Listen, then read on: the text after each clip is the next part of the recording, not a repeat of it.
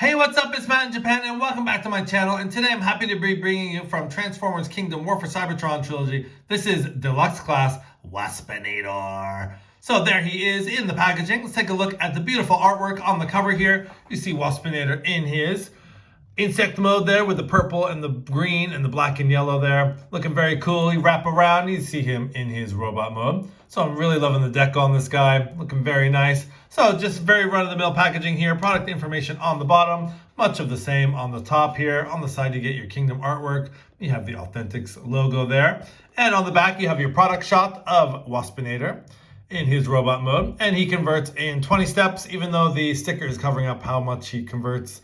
There is a 20 under there somewhere, and he converts in 20 steps to his insect mode. So we'll be bringing in some other Waspinator figures to do some comparisons, but without further ado, let's get this Deluxe Class Waspinator out of the packaging, see what he's all about. Okay, so here we have Deluxe Class Waspinator out of the packaging, and let's take a look at the collector's card I got. I got Megatron this time, and I don't think I have this version of the card. So there's Megatron there, Decepticons, and once you peel this back, it does show Megatron sort of giving his speech to all the Decepticons. If you look very closely down bottom left, you can see Starscream.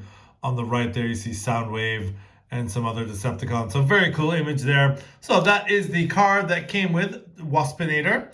And speaking of accessories, we have one accessory, and it is his Stinger gun here, which is basically just done in a yellow plastic with some black paint. It's very simple in its form, and he can hold it very easily there. So it just plugs in his arm like that, in his hand like that. So just taking that off real quick. Let's take a look at the details on this guy. His head sculpt is amazing. I think one of the great features about this figure is probably this head sculpt. So much going on. You get the nice green and the black and yellow on the forehead there. You get the bug eyes done that sort of purple. And just, yeah, it looks amazing. This head sculpt came out really nice. Now, just as a quick comparison, I do have my OG Beast Wars Waspinator here. He's not in the greatest shape. But just to give a quick comparison there, they really went all out on this head sculpt. The G1 was a very, obviously for the time, it was very simplified, but they really went all out for the head sculpt on this Kingdom figure. So going down, I'm not sure why they decided to put the yellow kind of circles here. I'm not sure if I like that or not. But you do see a lot of different, you see the yellow, you see some different green in the plastic. And you see the really nice design on the bug eyes here with the purple. And going down here, you see the brown for the antenna and the abdomen there, and a lot of bright yellow and green. So the contrast to this guy is actually really nice. It's kind of a lot going on with this figure. You get some really nice molded detail on the bottom here. And his legs are very reminiscent of that G1 figure. We'll do some more comparisons in a sec. But there he is. A lot of different molded parts here. And on the back, you see his wings. His wings look really nice. They're very translucent there. Some nice molded detail on the actual wings. So just getting those out there. You can see how he looks on the back. And again, that weapon can just plug right in on the back for storage. So if you don't want to use it, more for beast mode, but yeah, it just fits right back there. So we'll just leave that back there for now. And yeah, looking really good. I kind of wasn't sure at first about the yellow that they use. It's kind of very bright. I kind of liked a little bit more subdued yellow here, but I think it works. I think it works well. Now, one of the main things I was a bit surprised at when I got this figure out of the box is the size of this guy. Here is the Kingdom Waspinator. He seems really small to me. Let me just get him standing up so we can bring in Beast Wars, OG Beast Wars Waspinator here.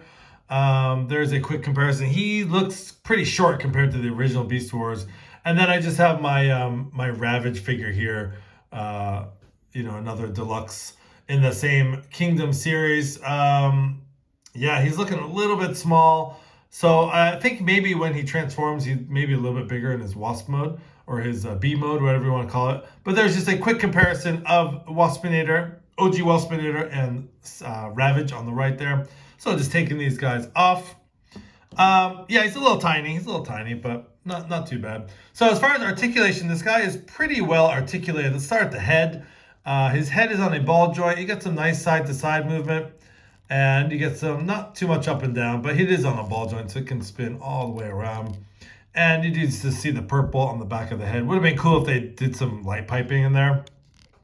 I think that would have made this figure shine, like, you know, especially with those bug eyes. That would have been really cool. Missed opportunity there. I'd say instead of this paint here, go for the light piping. But anyways, articulation. So the head is on a ball joint. You have the shoulder hinge here, so the shoulders can hinge in and out. You do have a upper bicep swivel. You also have a shoulder swivel there. You have an upper bicep swivel there.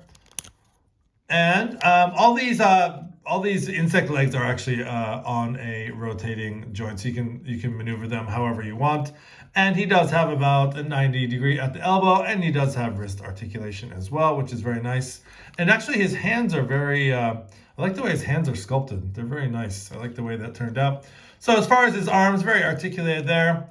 And going down, he does have. Okay, this is also another problem I have right out of the box.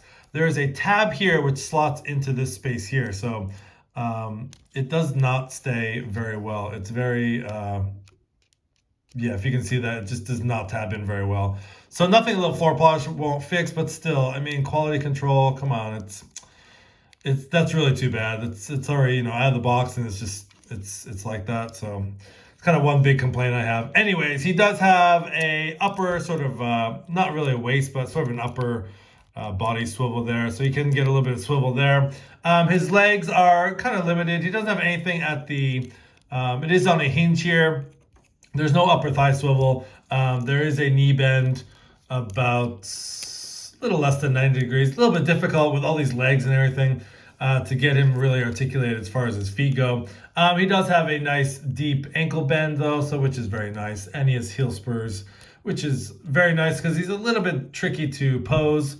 On the back here, his wings are, again, they're just on ball joints, so you can put them down, you can go all the way around. Just be careful, again, these do pop out very easily, but they just pop back in easily as well. So yeah, he's you know, he's relatively, he can kick, he can do a pretty high kick. I think that's because of transformation too, so he can kick up that high, and he can kick back actually that far too, so it's pretty articulated. Again, this waist thing, that's really bothering me. Wish there was a little bit, you know, I think they could have done a better job at securing that.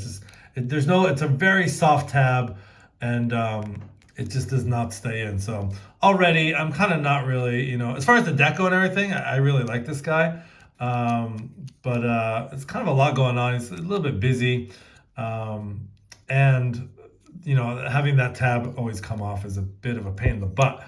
So anyways, that is articulation, and you can put his wings up or down. On the box it has them down, but he is pretty articulated. So anyways, let's get him transformed. Again, he's having a little problem standing up. Let's get him transformed into his insect mode, and let's see how he looks in that insect mode. Alright, so here we have Deluxe Waspinator all transformed into his insect mode and looking very cool. Let's just take a look at his details there. You do see the really nice head sculpt on there for the insect mode, and the bug eyes, just loving those bug eyes. And these little antennae are also articulated, so you can sort of move those the way you want. And also the mandibles here do have a little bit of leeway, so you can kind of pose them. It's kind of in and out, kind of munching on some maximals there. And going down the figure, I mean, you can kind of see how he scrunches up and transforms. And the back section actually looks really nice. A lot of nice molded detail, and the paintwork on this is very nice with the black and yellow on the abdomen. Again, the legs are done in a sort of brown, sort of hard plastic, which is nice. It's not like, you know, soft plastic. It doesn't bend very easily. You get a little bit of molded detail on the ends of the legs there. Overall, yeah, I think the B mode, the Wasp mode, whatever you want to call it, I think it came out really nice. It's actually pretty compact. You can see his robot mode arms there hanging out.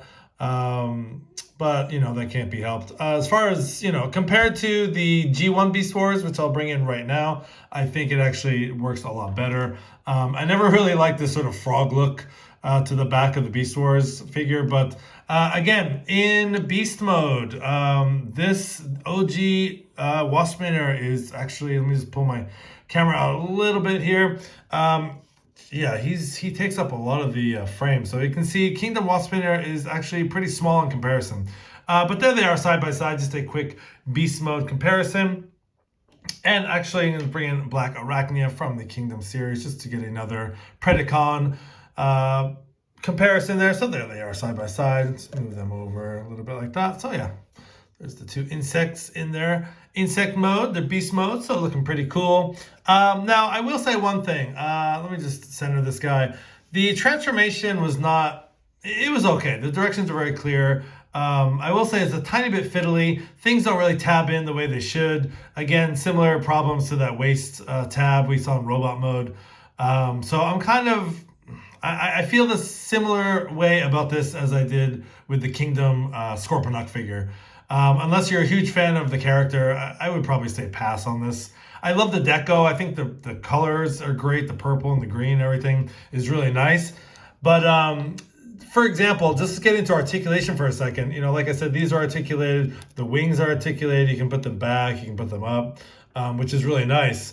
But once you start getting into, these can go back and forth. You can articulate those. But once you start getting into this part, now it is on a little mushroom peg. And now I just moved it a little bit, and already this is coming off. So it tends to be a little bit fiddly. So technically what happens is once you fold this guy up, there's two little notches. There's actually a notch right there created by two pegs. And that middle of that notch clips into these little pegs hanging off the arms. So basically what you're supposed to do is take that notch there and make it so it clips in right there. But it's all fine if you don't touch it, but once you want to sort of start moving the legs, articulating the legs, which you can, it tends to come apart very easily. So that's my only beef with that. I think things are not supposed to, and again, it's not really staying tabbed. If you don't touch it, it's fine. But as soon as you pick it up and start playing with it, it comes on tab very easily. So that, and also the fact that the waist thing doesn't tab in very easily. It's like I want to like this figure. I felt the same way with Kingdom Scorponok. It's like I want to like this figure. I don't really have any huge attachment to either character, but it's like I just want to like it because I love Transformers and all that. But it's hard to love a figure that's floppy and doesn't tab right and doesn't do what it's supposed to do. So, anyways, kind of final thoughts here. I don't know. I'm kind of on the fence on this guy. Again, love the deco, the colors, all that, but just the quality control and the fact that he kind of comes apart easily. It's like that's not what a Transformer should be or should do. It should be nice and solid and should have fun with it and not have to worry about, oh, this doesn't work or whatever. So anyways, again, if you have a connection with Waspinator, you grew up on the Beast Wars, definitely pick this guy up. If not, it's an easy pass. I got him just for the review to sort of see what he was all about, and I'm a bit disappointed, like I was in Scorponok. So yeah, let me know what you guys think of this figure. Will you guys be picking him up? I can only tell you so much here. So anyways, let me know in the comments below. Thanks for watching. I appreciate it. And this has been Matt in Japan for Kingdom Deluxe Waspinator. Please like, comment, and subscribe. Have a great day.